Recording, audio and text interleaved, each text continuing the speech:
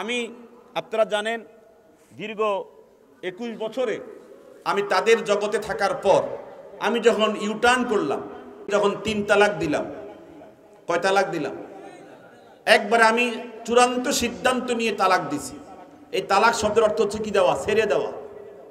এটা কোনো স্বামী স্ত্রীর তালাক না, এটা কি দেওয়া? আমি চূড়ান্ত ছেড়ে দিয়েছি, এটা আমার সিদ্ধান্ত। আমার মৃত্যু হবে কিন্তু এই বাতিল পথে আমি ফিরবো না। এই সিদ্ধান্ত নেওয়ার পরে যেই পরিমাণ আমাকে গালিগালাজ করেছে, কথা বলে, যদি তারা নামে সুন্নি হতো, আহলুস সুন্নাত ওয়াল জামাতের অনুসারী হতো, আমি তো আর ইসলাম ধর্ম ত্যাগ করি নাই। কথা কর না কা? আমি কি ইসলাম ধর্ম ত্যাগ করেছি? আমি তো ধর্ম ত্যাগ করি নাই। তা আমাকে যে পরিমাণ গালিগালাজ করেছে, যে পরিমাণ অশ্রাব্য ব্যবহার করেছে, তাতেই বোঝা যায় ওরা নবীজির শিক্ষা এখনো, কথা কর, শিক্ষা এখনো। এজন্য আমি বলবো, যারা গালিগালাজ করেছেন আমার নাম্বারে যোগাযোগ করে আমার থেকে ক্ষমা নিয়ে নেন, না হলে কিন্তু হাসরের মাঠে এইটা আমি ক্ষমা না করলে কিন্তু ক্ষমা মিলবে না। কথা কোন ক্ষমা মিলবে?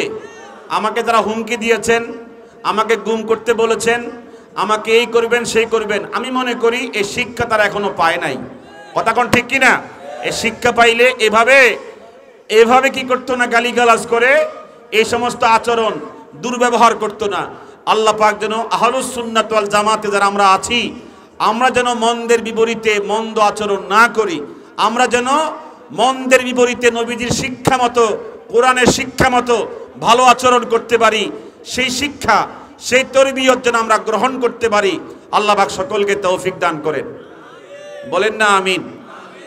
আল্লাহ পাক, আমি আজকে আর কথা বাড়াচ্ছি না, আপনাদের মাঝে এসেছি, আমি শরীক হতে পেরেছি, এর জন্য শুকরগুজার করছি। যদিও আজকের এই প্রোগ্রামটা ছিল না আমার, এখানের কর্তৃপক্ষ আমাকে বলেছে যাওয়ার পথে একটু সময় দেওয়ার জন্য। আমি সবাইকে আন্তরিকভাবে মোবারকবাদ জানাচ্ছি। যারা আজকে এখানে এসেছেন, অনেক রাত পর্যন্ত উলামায়ে কেরাম বয়ান করবেন, সকলে বয়ান শুনে নিজের মধ্যে কিছু পরিবর্তন, নিজের মধ্যে কিছু আমল ঢুকানোর জন্য চেষ্টা করবেন। আল্লাহ পাক আমাদের সকলকে দ্বীনের পথে আরো মজবুত থাকার তৌফিক দান করেন। আসসালামু আলাইকুম ওয়া রাহমাতুল্লাহি ওয়া বারাকাতুহু। আলহামদুলিল্লাহ, আমরা এতক্ষণ যাবত শাইখুল হাদিস মুফতি মুতালেব হোসাইন সালেহী সাহেবের কাছ থেকে অত্যন্ত সুন্দর তথ্যবহুল আলোচনা শুনতেছিলাম।